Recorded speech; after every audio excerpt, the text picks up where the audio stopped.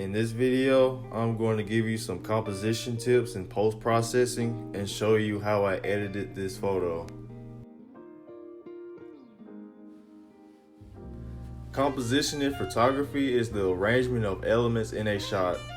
A photo with a good composition will guide the viewer's eye throughout the frame, keeping their interest.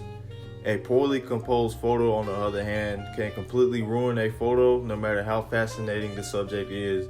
So it is crucial to understand how to properly compose a photo, and hopefully this video helps. In these examples, you will notice that each shot I have the subjects placed at one of the 4 intersecting points.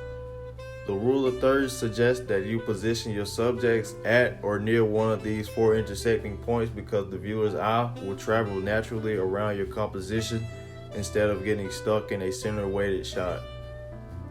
This composition style works best with macro shots with a shallow depth of field or photos with isolated subjects and a clean background.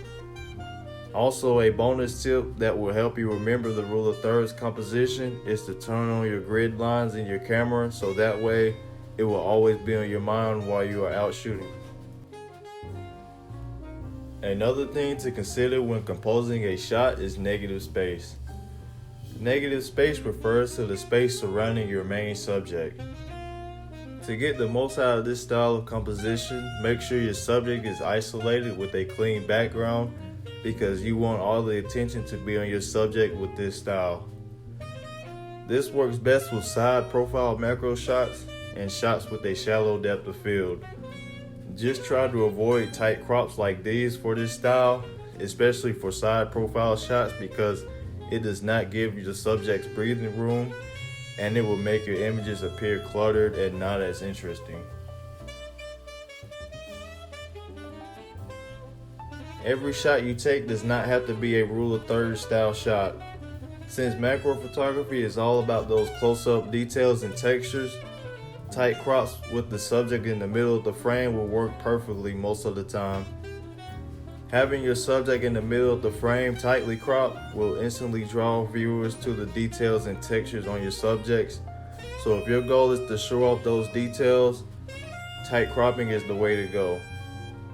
This style works best when the subjects are looking directly at the camera and for overhead close-up shots of flowers.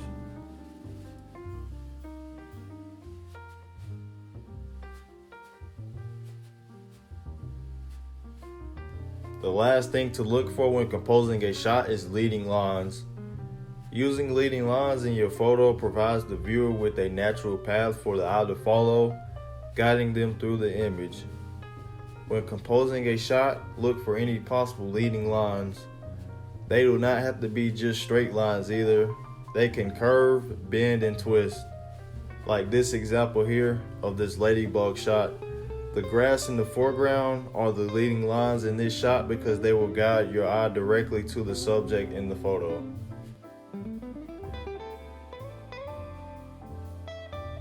Whenever I start editing, the first thing I do for every photo is crop it.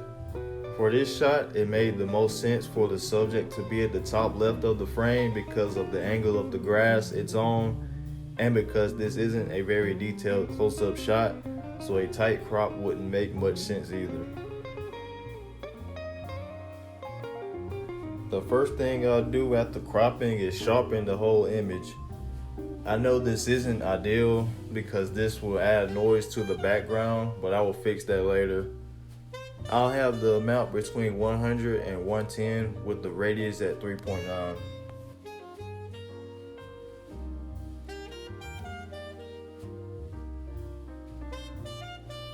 After that, I'll go to Camera Raw filter and make a few small adjustments. Increase the textures, clarity, and vibrance. I never up the saturation on my photos, only the vibrance, just because increasing the saturation boosts the intensity of all the colors in a photo, while increasing the vibrance boosts the intensity of the colors that are more muted, such as blues and greens. Warmer colors such as yellows and reds aren't affected as much when adjusting the vibrance.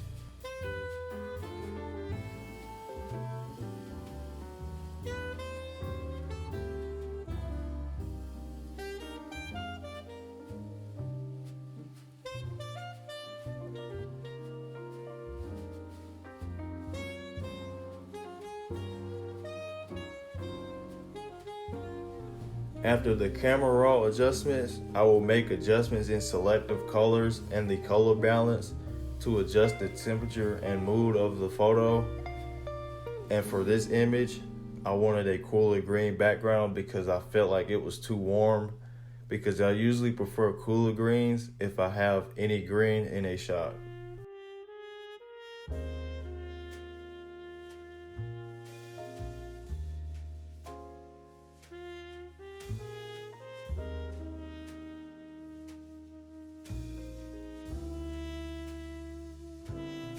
Next, I will then add artificial light to a photo to make a more interesting background, just because I sometimes feel like one color backgrounds can be boring sometimes.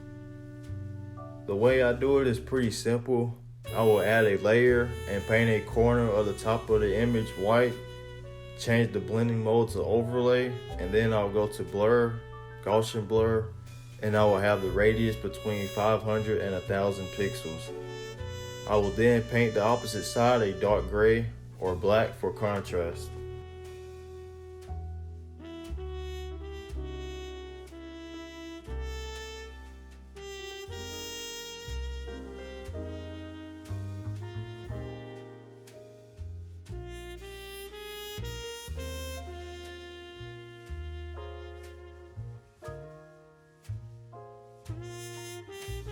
As you can see, that added even more noise, but this is easily fixable. I will first save a copy of the main image, and then I will use the clone stamp tool and copy a stamp from the copy photo and stamp it onto the main image. And I do this because when I do noise reduction on the background, I will lose details on the subject sometimes, and stamping from the copy image is how I recover those lost details once I'm done fixing the background.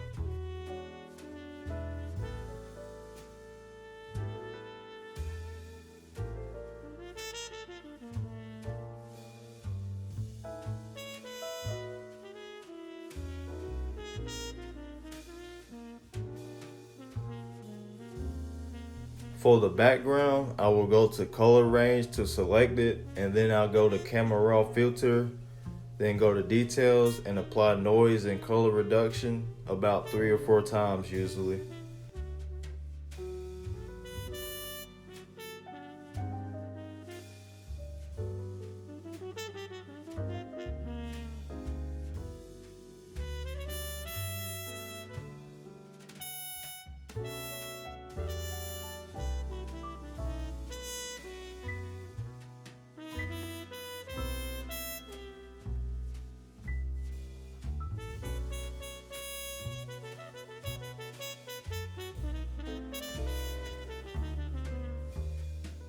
After that, I will then go back to the clone stamp tool and recover those lost details on the grass and the flower.